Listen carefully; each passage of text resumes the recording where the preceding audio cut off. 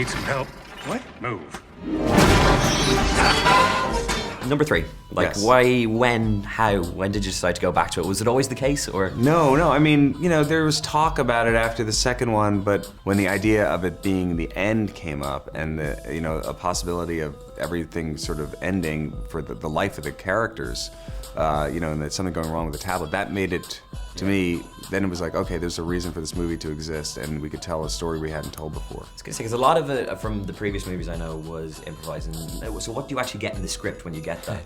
It's just blank. Really? No, there was a very, very funny script already there. And we changed everything. Yeah, well, yeah, there is a certain disregard, a healthy disregard for it, but it's not that it isn't funny. You know, I remember reading it and howling with laughter, and every draft that came in got funnier and funnier, and once they knew, you know, who was playing what, you know, with Lancelot, they started to tailor it on the page a bit to how I was going to approach it. Sir Lancelot, at your service.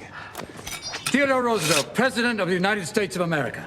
I have no idea what that means. Quite early on, and I was like, okay, where's the humor going to go? And especially because you had so many actors as well who might play adult themed comedy so much. The likes of Rebel Wilson, the likes of Ben as well, and all that sort of stuff. So quite early on, when I was, you know, sitting beside a 10-year-old, I was like laughing my head off, and he didn't get. No, one you're or gonna two laugh jokes, at different things. You're gonna, like, he's gonna laugh when that monkey pees on Owen Wilson. But I laughed at that too. You know what? Thank God. That means the child in you is alive and well, as it should be. But those elements, when you do go improving in those scenes, you're riffing for about 20 minutes or so. Sure. Do they go to areas that you're like, this is never going to see the light of day? Yeah, of course, all the time. I mean, that's the fun thing about doing a movie where it's a family movie where you know that there's going to be stuff that can't be in it, that you then, you know, you just have some fun for just to amuse yourselves. There's an amazing scene as well, which we won't talk about who exactly is in it, because we don't want to give anything away in that respect. That scene. But did you know when you read the script who that was going to be? No. At all? No, did it just and say, insert famous name here who will prop up? Yeah, and yes, it went through some different versions, that scene.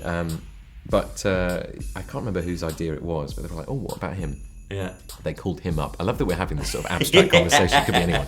They called him up, and they were like, oh, we could send you a script. And he was like, no, just tell me the day and I'll show up and do it. And gave it away with the accent there a little. Yeah, it's Mel Gibson. Obviously, we came along too. You know you'd be lost without us, Jackie. Are you serious? And the monkey. So, who actually surprises you more then in terms of performance? Is it the actors or is it Crystal the monkey?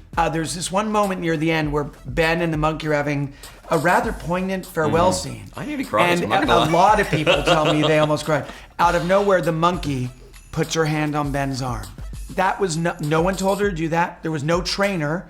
There was no cue. It was something she did. And it's one of those, whether primate or human, when those kinds of surprises happen, those accidents, everyone kind of stops breathing and you just thank God, because those are the surprising moments that make a movie extra special. You know, honestly, she is a monkey that is sensitive, and it has to be very quiet on the set around her, and she gets trained to do certain things. But basically, you know, that scene was, she really was just, there was some vibe there with her, and it was sort of, you know, just improvised. I think we did like 2 takes of it. And the great thing about her is as well, because so many people talk about the fact that, you know, Planet of the Apes, CGI apes, you know, Andy Serkis deserves an Oscar, and he definitely does. His performance is amazing.